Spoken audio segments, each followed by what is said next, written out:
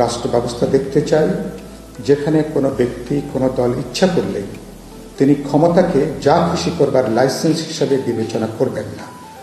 তার ক্ষমতার স্বচ্ছতা, জবাবদিহিতাটা এবং জনগণের মুখোমুখি হবার যে প্রশ্ন, তার একটা সাংবিধানিক গ্যারান্টি বলি, তার অথবা তার আইনগত তার গ্যারান্টি, এগুলোকে নিশ্চয়ই আমরা এটাকে নিশ্চিত দেখতে চাই।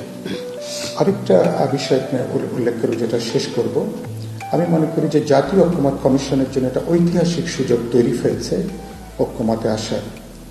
যেহেতু আমরা বিপ্লবী ওয়ার্কার্স পার্টি অনেক আগে থেকে বলে আসছি, আর বিপ্লবী ওয়ার্কার্স পার্টি, গণতন্ত্র মঞ্চ, বিএনপি সহ যারা রাজপথের আমরা দীর্ঘদিন লড়াইয়ের মধ্যে ছিলাম, আমরা সংস্কারের প্রস্তাব বলে আসছি অনেক আগে থেকে।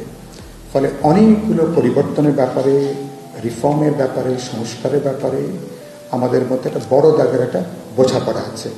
আমি বিশ্বাস করি সেদিক থেকে জাতীয় ঐক্যমত কমিশনের কাজটা অনেকখানি সহজ হয়েছে।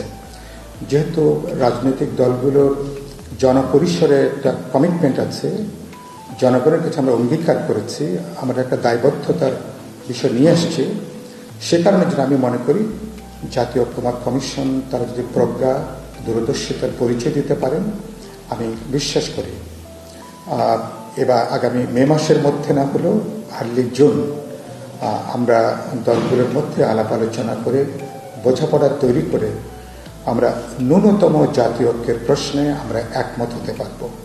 এবং এটাই হবে এবারকার ছাত্র শ্রমিকদের অভ্যুত্থানের সবচেয়ে বড় একটা রাজনৈতিক অর্জন। এবং জাতীয় ঐক্যমত কমিশন সেখানে তারা দক্ষতা, যোগ্যতা, প্রজ্ঞা এবং দূরদর্শিতার পরিচয় দেবেন। এবং আমরা রাজনৈতিক দলগুলো তাদেরকে সর্বাত্মকভাবে তাদেরকে আমরা সহযোগিতা করছি। এবং আমি বিশ্বাস করি তাদের যেহেতু বিশেষ কোনো রাজনৈতিক এজেন্ডা নেই, তাদের যেহেতু বিশেষ কোনো পক্ষপাতিত্ব নেই, সুতরাং জনগণের যে গণতান্ত্রিক আকাঙ্ক্ষা, রাজনৈতিক দলগুলোর যে আকাঙ্ক্ষা যে আমরা যে গণতান্ত্রিক অভিযাত্রার পথে যাত্রা করতে পারি, সেই কাজটাকে তারা সঞ্চালক হিসেবে তারা ভূমিকা পালন করবেন এবং আমরা পরবর্তীকালে সেই জায়গাটা আমরা এগিয়ে যেতে পারব। তো আমি বিশ্বাস করি আমাদের আজকের এই বৈঠকের ভিতর দিয়ে বিপ্লবী ওয়ার্কার্স পার্টি ঐক্যমত কমিশনের কাছে আমরা আমাদের আরও কিছু বক্তব্য আমরা নিশ্চয়ই নিয়ে আসব এবং পরবর্তীতে প্রয়োজন হলে আমরা নিশ্চয়ই আমরা আরও কথা বলবো, আরও আলোচনা করব। এবং সময়টা আমাদের কম, যে বলে সময় গেলে সাধন হয় না, ফলে উপযুক্ত সময় উপযুক্ত কাজে আপনারা উদ্যোগ নিয়েছেন। আমরা সমগ্র জনগণ আপনাদের কাজের সাফল্য দেখতে চাই এবং সেজন্য আমি বলতে চাই যে আমরা এটা বলে